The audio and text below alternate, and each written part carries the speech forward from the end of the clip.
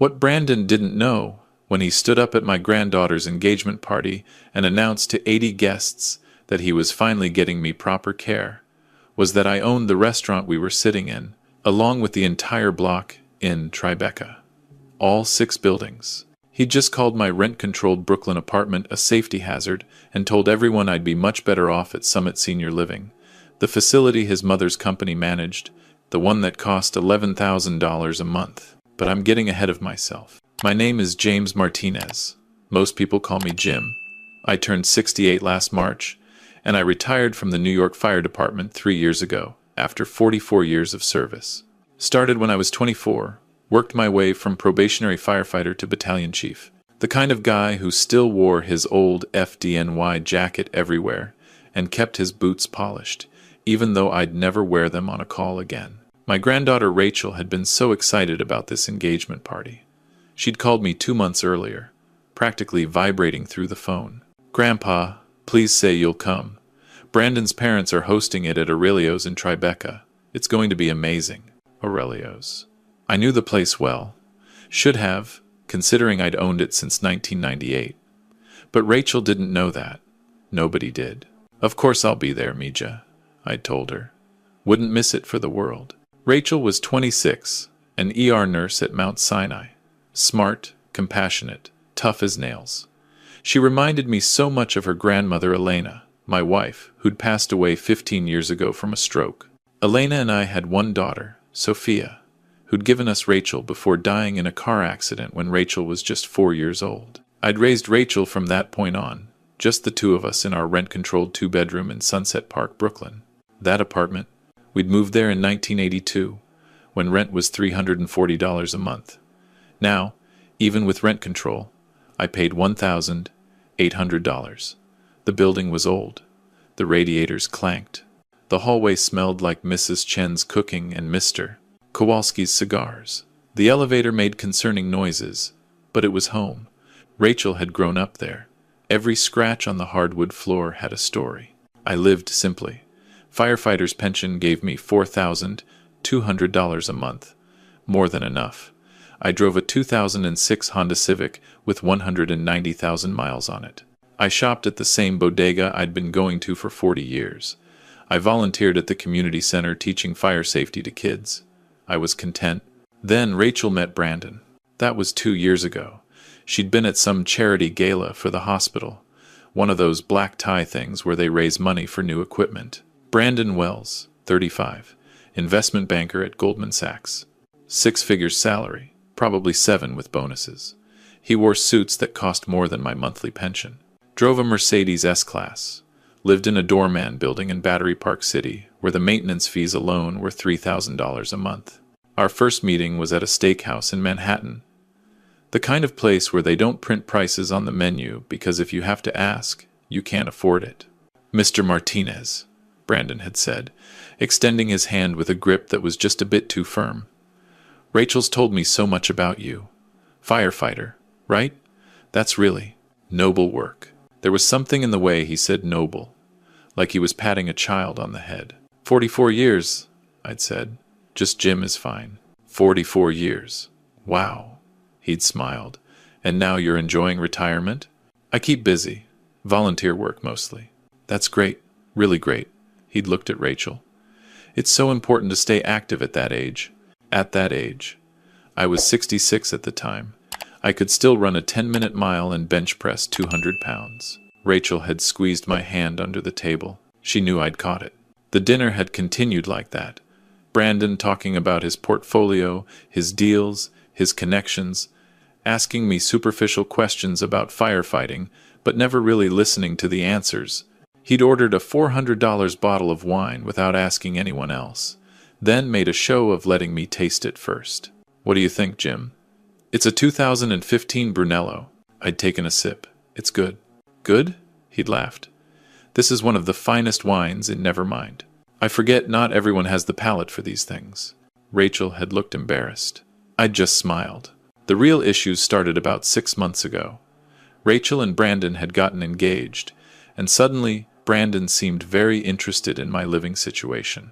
"Jim," he'd said during a visit to my apartment, Have you thought about your long-term plans? This building must be, 90 years old? Built in 1935, I'd said. Good bones. But the elevator barely works. And those stairs? He'd gestured at the 5 flights I climbed every day. What if you fall? What if there's a fire? I was a firefighter for 44 years. I know how to handle a fire. But you're not getting any younger. Have you considered moving somewhere with better accessibility?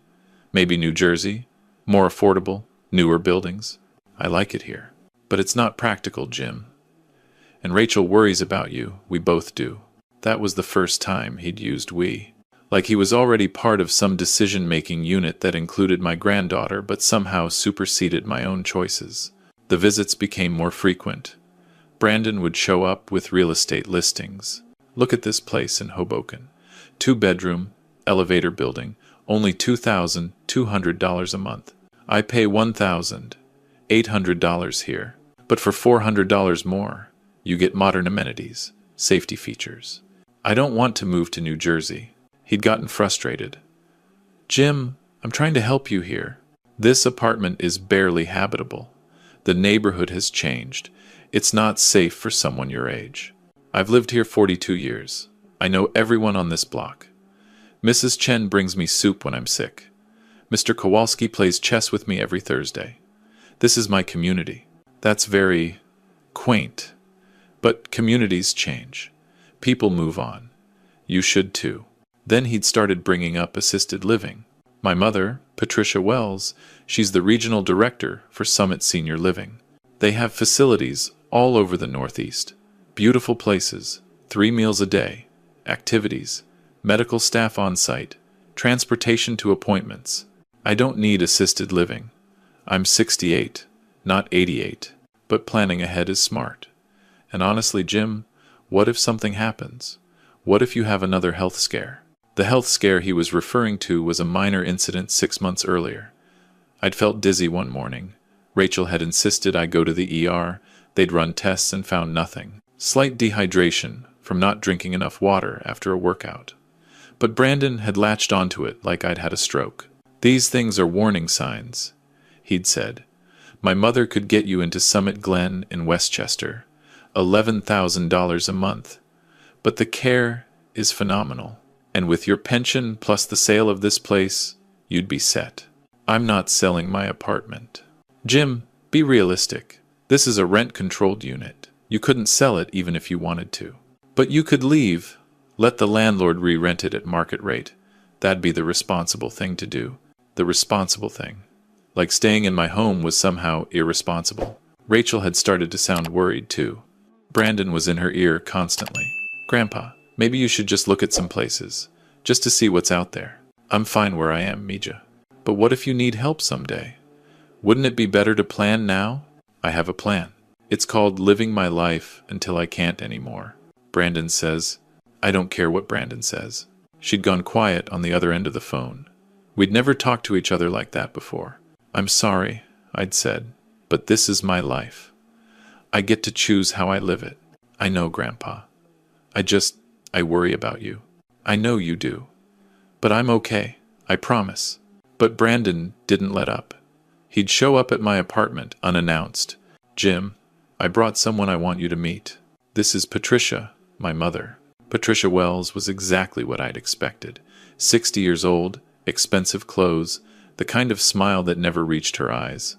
James, it's wonderful to finally meet you. Brandon's told me so much about you. A firefighter. How brave. Just doing my job. Well, I wanted to talk to you about Summit Glen. I know Brandon's mentioned it, but I brought some brochures. She'd pulled out a glossy folder. We have a beautiful facility in Westchester. Many of our residents are former first responders, actually. You'd fit right in. I'm not interested in assisted living. I understand the hesitation. But Summit Glen isn't like those depressing nursing homes you're probably thinking of. We have a woodworking shop, a gym, a library, chef-prepared meals. I cook my own meals. But wouldn't it be nice not to have to? To just relax and enjoy your golden years? I enjoy my life now. Brandon had jumped in. Mom, show him the safety features. Yes. We have 24-hour medical staff, emergency call buttons in every room, wheelchair accessibility. I don't use a wheelchair, but someday you might. Planning ahead is, I'm not moving to Westchester. Patricia's smile had finally cracked a bit. Mr. Martinez, I'm not sure you understand how fortunate this opportunity is. We have a waiting list months long. I'm offering to bump you to the front because you're Brandon's family. Well, soon to be family. I appreciate that, but no thank you. She'd exchanged a look with Brandon, a look that said, I told you he'd be difficult. They'd left, but Brandon had returned the next day with a new angle. Jim, I've been thinking, what if we compromise? What if you moved into a nicer building, still in Brooklyn, but with an elevator and security? I found this great place in Park Slope. I don't want to move to Park Slope. Why not? It's a nice neighborhood. It's not my neighborhood. Your neighborhood is changing, Jim. There was another robbery 2 blocks from you last week. There's been crime here since I moved in. I know how to handle myself. But Rachel is terrified something's going to happen to you. Then Rachel can talk to me herself. He'd gotten angry then. Really angry. I am talking to you, for her, because she's too polite to say what we're both thinking, which is that you're being stubborn and unreasonable. You're 68 years old, living alone in a 5th-floor walk-up in a neighborhood that's not safe, in an apartment that should have been condemned years ago. The pipes probably have lead. The electrical is probably from the 1,940 seconds.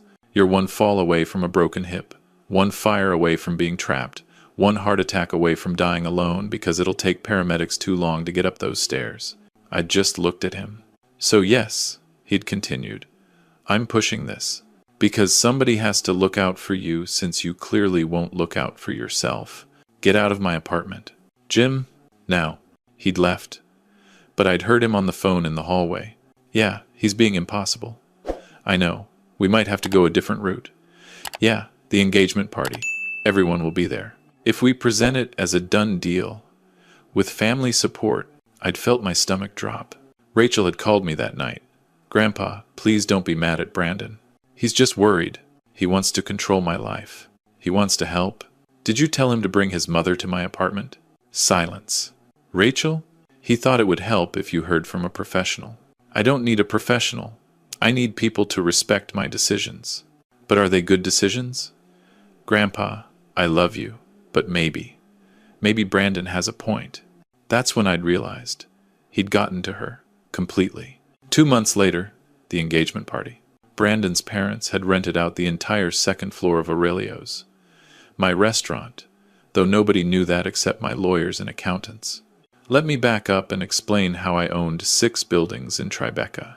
When my wife Elena died in 2010, I'd been devastated. We'd been married 35 years. But 3 months after her funeral, her brother Tomas called me from Puerto Rico. Jimmy, we need to talk about Elena's inheritance. What inheritance? You didn't know? Our father owned property in San Juan, shopping centers, apartment buildings. When he died, he split everything between Elena and me. She never touched her share, just let it sit in an investment account. It's worth about $15 million now. I'd nearly dropped the phone. Tomas, that can't be right. I have the papers. She never wanted to touch it. Said you were making good money with the fire department. You didn't need it. She wanted to leave it for Sophia and Rachel. But Sophia had died 6 years before Elena, so it all went to me. $15 million. I'd sat on that information for weeks, not knowing what to do. Then I'd called a financial advisor. Mr. Martinez, with this much capital, you could live very comfortably, or you could invest it and build real wealth for your granddaughter's future. What kind of investing? Real estate. New York real estate, specifically. Buy buildings, rent them out, let them appreciate. So that's what I'd done. In 2010, Tribeca was expensive, but not yet insane. I'd bought a mixed-use building for $4.2 million, 3 retail spaces on the ground floor, 8 apartments above. The rent covered the mortgage and maintenance, and I'd pocketed the difference. Then another building, then another. By 2018, I'd owned 6 properties in Tribeca. Their combined value was around $180 million. The rental income was roughly $2, $3 million per year after expenses. But I'd never touched that money. It sat in an LLC account, being reinvested, building more wealth. I'd lived on my pension. I'd stayed in my rent-controlled apartment. I'd driven my old Honda. I'd volunteered at the community center. Because I didn't want money to change who I was. I'd watched Elena's father let wealth ruin his relationships, turn his kids against each other. I'd watched firefighters retire with city pensions and blow it all trying to impress people they didn't like. I'd learned that the best way to have enough was to need less. And I'd wanted Rachel to love me for being her grandpa, not for being a bank account. So when Brandon's parents rented Aurelio's for the engagement party, I just smiled.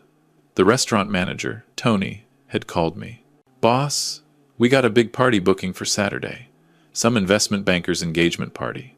They're paying premium." "That's great, Tony. Give them whatever they want. You gonna stop by?" "Actually, I'm a guest. But don't tell anyone I own the place. I want to keep it quiet." "You got it, boss." The party was beautiful. 80 people, mostly Brandon's side. Lawyers, bankers, doctors. The few firefighters I'd invited looked uncomfortable in their rental tuxedos. Rachel looked stunning in a silver dress. Brandon looked like he'd stepped out of a magazine in his custom suit. The first hour was cocktails and appetizers. I'd stood in a corner with my old partner, Mickey, both of us nursing beers while everyone else drank champagne. "This is some fancy stuff, Jimmy," Mickey had said. "That kid treating Rachel right? He thinks he is. But he's got some ideas about how I should live my life." "What kind of ideas?" "The kind where I'm in a nursing home in Westchester." Mickey had snorted. You'd last 2 days before you'd break out." That's what I told him. Then dinner was served. I'd been seated at a table with Brandon's college friends, all of them talking about crypto and market corrections in their vacation homes. I'd just eaten my risotto and smiled politely. After dessert, Brandon had stood up and tapped his champagne glass with a fork. "Everyone, can I have your attention, please?"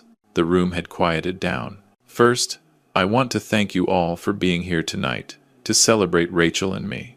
This woman has changed my life, and I can't wait to marry her." Applause. Rachel had blushed. "But tonight isn't just about celebrating our engagement. It's also about celebrating family. And that includes Rachel's grandfather, Jim Martinez." He'd gestured at me. Everyone had turned to look. Jim's an amazing man. 44 years as a New York City firefighter. Raised Rachel on his own after her mother passed away. He's tough, he's dedicated, and he's stubborn as hell. Polite laughter. But here's the thing about family. Sometimes you have to make hard decisions for the people you love, even when they don't want you to. I'd felt my chest tighten. For the past year, Rachel and I have been very concerned about Jim's living situation. He lives alone in a 5th-floor walk-up in Brooklyn. No elevator, questionable plumbing. And he's 68 years old. We've tried to talk to him about moving somewhere safer, somewhere with support, but he's refused to listen. Rachel had looked confused. This wasn't what they'd discussed. So tonight, I'm happy to announce that we've found the perfect solution. My mother, Patricia Wells, manages Summit Senior Living facilities across the Northeast, and she's arranged for Jim to move into Summit Glen in Westchester next month. The room had gone silent. It's a beautiful facility. 3 meals a day, medical staff on site, activities, transportation, everything he needs. And most importantly, Rachel and I will have peace of mind, knowing he's safe and properly cared for. I'd started to stand up, but Brandon had continued. "I know Jim's going to say he doesn't want to go. I know he's going to say he's fine where he is. But sometimes love means making decisions for people who can't make them for themselves. And that's what family does." He'd raised his glass. "So here's to Jim, to new beginnings, and to finally getting him the care he deserves, instead of living in that death trap he calls home. To Jim." About half the room had raised their glasses uncertainly. The other half had looked uncomfortable. Rachel had gone pale. I'd stood up slowly. Every eye in the room was on me. "Brandon," I'd said quietly, "do you know where we are right now?" He'd looked confused. "Aurelio's, obviously." "And do you know who owns Aurelio's?" "Some restaurant group, I assume." "Why does that—" "Martinez Holdings, LLC, Tony had said from the bar. He'd pulled out his phone. Want me to show you the property records, Mr. Wells? Brandon had frozen. Rachel's friend, Monica, who was a real estate attorney, had already pulled out her phone. Oh my God. Jim, you own this restaurant? I own this building, I'd said. The restaurant, and the law firm on the 3rd floor, and the apartments on floors 4 through 6. All of it. The room had started to buzz with whispers. That's not Brandon had stammered. You're a retired firefighter. You live in a rent-controlled apartment in Sunset Park. I do live there. Because I like it there. Because it's my home. But how can you afford... Mickey had stood up, grinning. Jimmy, you want to tell him? Or should I? My wife Elena, I'd said, looking at Rachel. Your grandmother. She came from a wealthy family in Puerto Rico. When she died, she left me an inheritance. About $15 million. I invested it in real estate. I now own 6 buildings in Tribeca, worth approximately $180 million. The annual rental income is around $2.3 million. You could have heard a pin drop. Patricia Wells had actually gasped. Brandon's father, Douglas, had pulled out his own phone, his face getting red as he scrolled through property records. This can't be real, Brandon had said. You drive a 2006 Honda Civic. It runs fine. You shop at bodegas. They know me there. You volunteer at a community center. I like teaching kids fire safety. But you have $180 million. I have resources that I've chosen to use carefully. I live on my pension because I don't need more than that. The properties generate income that gets reinvested or donated to charities. Rachel's college? Paid for by a scholarship from the Martinez Foundation. Her medical school? Same foundation. Every summer camp she went to, every book she needed, every bill that came up, all covered. She just didn't know it was coming from me. Rachel had started crying. I didn't want money to change our relationship, I'd said to her. I wanted you to love me because I'm your grandpa who taught you to ride a bike and helped you with your homework and cheered you on at your nursing school graduation. Not because I could buy you things. Grandpa, she'd whispered. I'd turned back to Brandon. So when you talk about me living in a death trap, you should know that I also own that building in Sunset Park. I bought it in 1998 for $800,000. It's worth about $12 million now. I keep the rents low because I remember what it was like to struggle. Mrs. Chen pays $900 a month for a 2-bedroom because her husband died and she's on a fixed income. Mr. Kowalski pays $1,100 because he's a Vietnam veteran with PTSD who can't hold down a job. Every tenant in that building has a story, and I'm not going to price them out so I can make more money I don't need. Brandon's face had gone from pale to red. But the safety issues are things I'm aware of and addressing.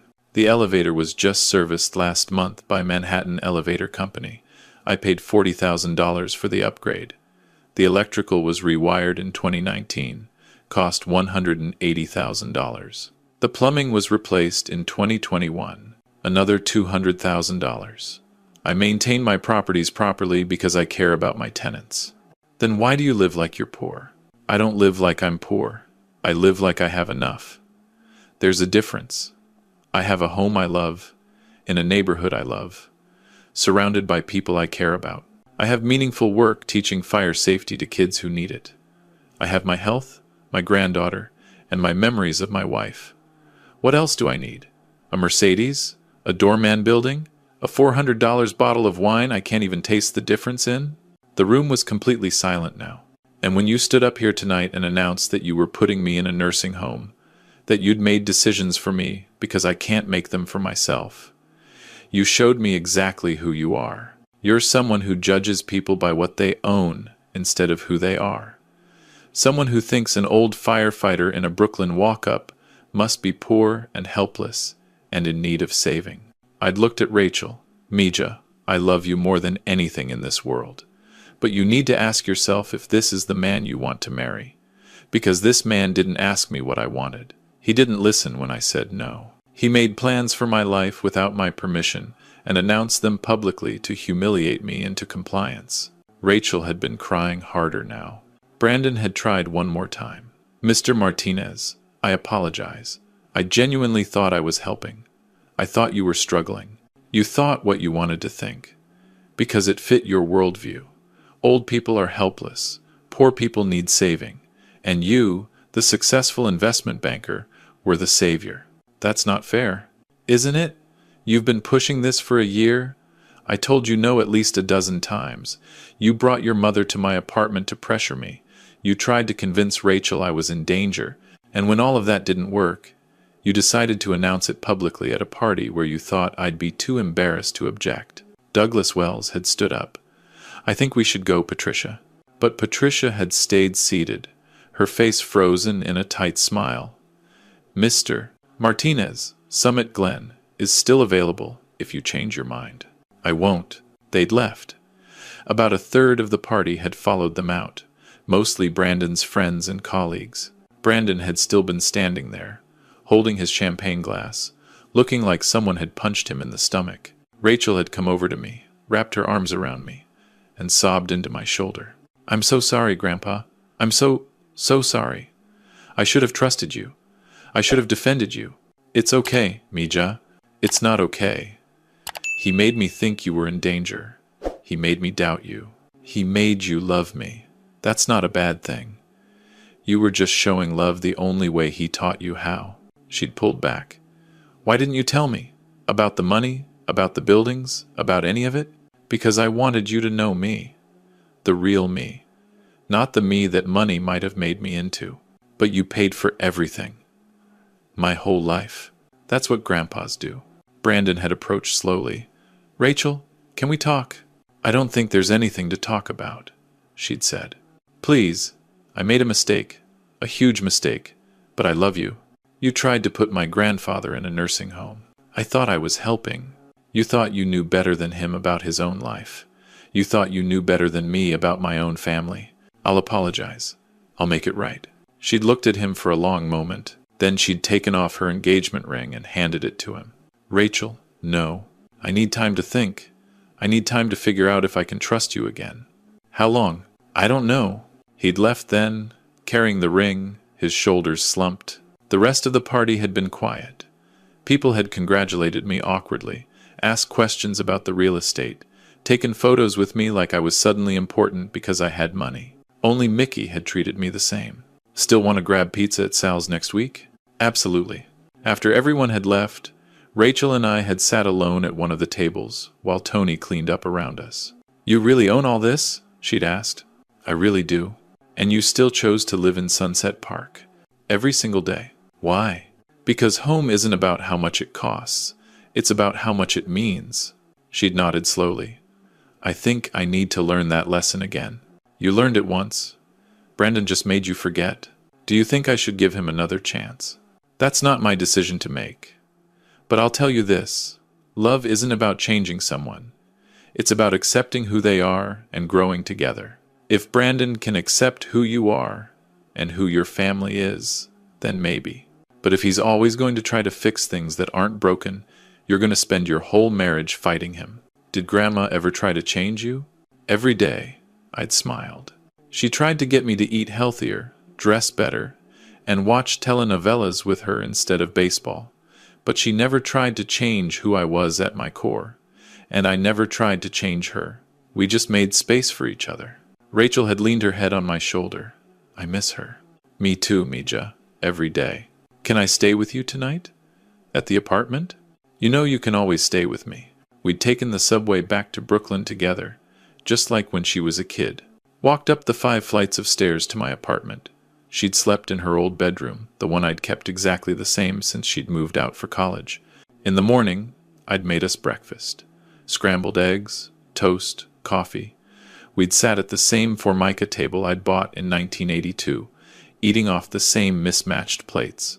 Grandpa, she'd said, will you teach me? Teach you what? How to live like you. How to have enough. How to not need all the stuff Brandon thinks is important. You already know how. You're a nurse. You help people every day who can't pay you extra. You volunteer at free clinics. You chose a life of service. You just forgot for a little while. Brandon made me feel like that wasn't enough. Then Brandon's not the right person for you. She'd nodded. I think I know that now. 3 months later, Rachel was still single. She'd tried to talk to Brandon a few times, but every conversation ended the same way. Him trying to explain why he'd been right to worry, her trying to explain why he should have trusted her judgment. They never found common ground. But Rachel had started having dinner with me every Thursday. She'd help Mrs. Chen with her groceries. She'd play chess with Mr. Kowalski. She'd started to see what I saw. That community wasn't about zip codes. It was about people. She'd also started asking questions about the Martinez Foundation, about the scholarships and the charities. I'd shown her the books, introduced her to my financial advisors. When I'm gone, I'd told her, all of this will be yours. But it comes with a responsibility. What responsibility? To use it wisely. Not to make yourself rich, but to make other people's lives better, like you did for me, like your grandmother did for both of us. One evening, about 4 months after the engagement party, my doorbell rang. I'd opened it to find Brandon standing there, looking nervous. "Jim, I know I'm probably the last person you want to see. But can we talk? Come in." He'd sat on my old couch, looking around the apartment with different eyes this time. "I've been going to therapy," he'd said, "trying to understand why I did what I did.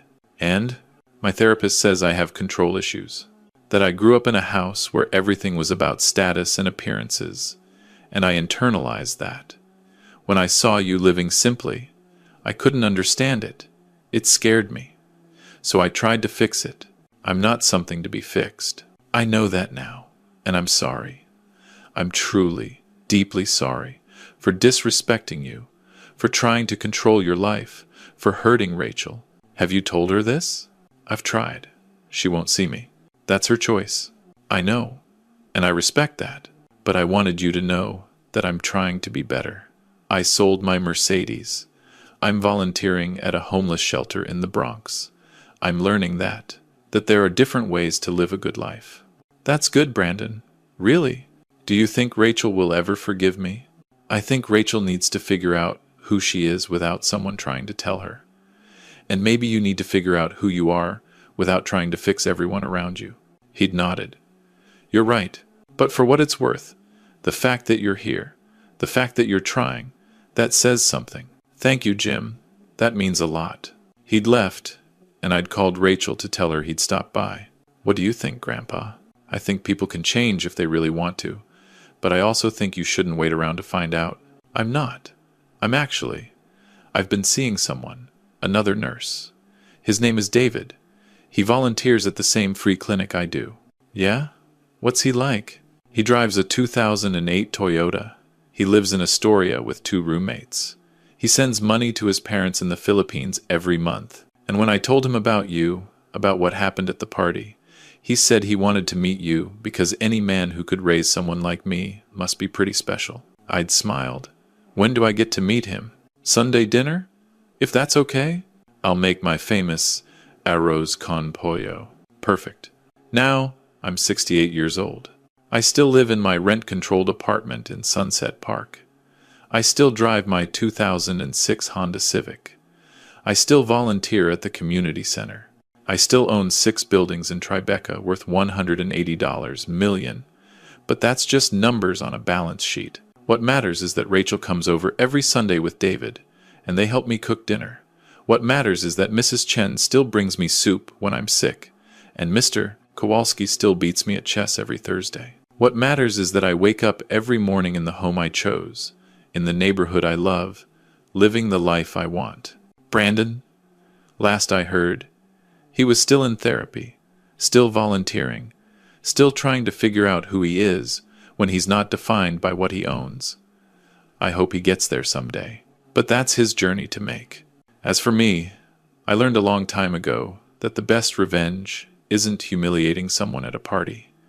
It's living so well that their judgment can't touch you. It's knowing who you are so deeply that no one else's opinion can shake you.